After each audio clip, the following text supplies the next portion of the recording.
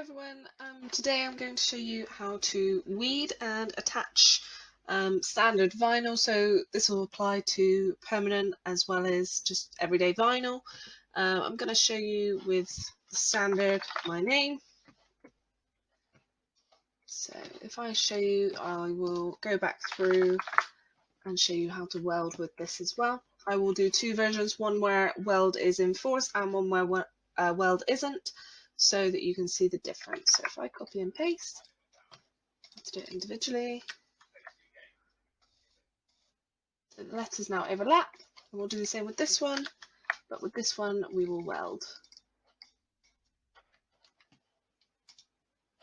So now that we've done that, I'm going to make it, and this will now print. I'm going to adjust this and put these side by side. Press continue. So you'll see if you go on to sort of a preview, you'll see that you need to go between 0 and 3, and again 0, and I'd probably do vinyl down to 3. So let's load our mat and we will put it on the vinyl setting. So you'll see that it's on vinyl. So we'll now press go and you'll see it cuts. So to weed, you will need a couple of tools. So you'll obviously need your vinyl that's just been cut. You'll need your weeding tool. You'll then need transfer tape. I use this transfer tape. I will pop a link for it in the bio. And you will need your scraper tool. So I'm just going to cut these down so I can show you individually. And then you can also cut off any scrap pieces of vinyl that you might have, which you can use later on.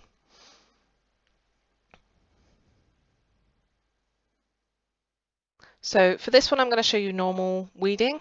So I find it best to take out all the sort of inner bits, so any letter E's, any A's, any curls that you might get on an R. Sometimes it can be a bit tricky if they're tiny. I usually just stick these all in one pile and then get rid of it later. And then you want to get rid of the bigger outside bit. I sometimes find going into letters like C's and G's to get rid of the most part is easier as well. Now what you'll see here is as I pull this away, the downward bit of the R sort of gets stuck on the vinyl like it hasn't cut completely. Sometimes you can just sort of weed this apart separately and it will come away, as you'll see.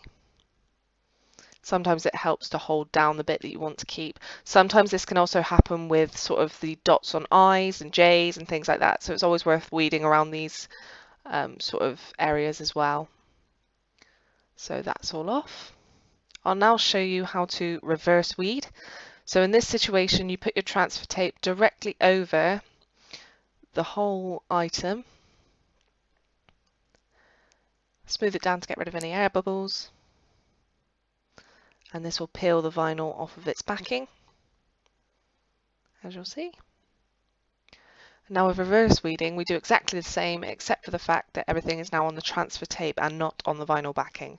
I don't usually prefer this way of weeding because I find it's a bit awkward because your hands stick to it all, and trying to get rid of the loose bits, it then sticks to other pieces of the vinyl. This can be helpful when you've got sort of more intricate designs. If there's any smaller pieces that you definitely need stuck to transfer tape, it's a little bit easier to weed the larger bits off of the transfer tape than it is the other way around. So I fast forwarded that because I didn't want to see it. So there's the reverse weeded one going on to just a piece of card, just as an example. So you just smooth it down, peel your transfer tape. Now sometimes the letters might not stick, so I find that peeling the transfer tape sort of flat back on itself can help. I use the same piece of transfer tape for usually a whole project or as long as I can. This way we're peeling it off the vinyl backing. It came off nicely. And I'll just put these side by side to show you.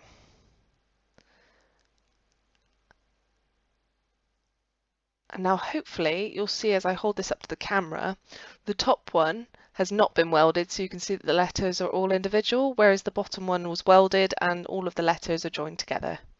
Thanks for watching. Please subscribe.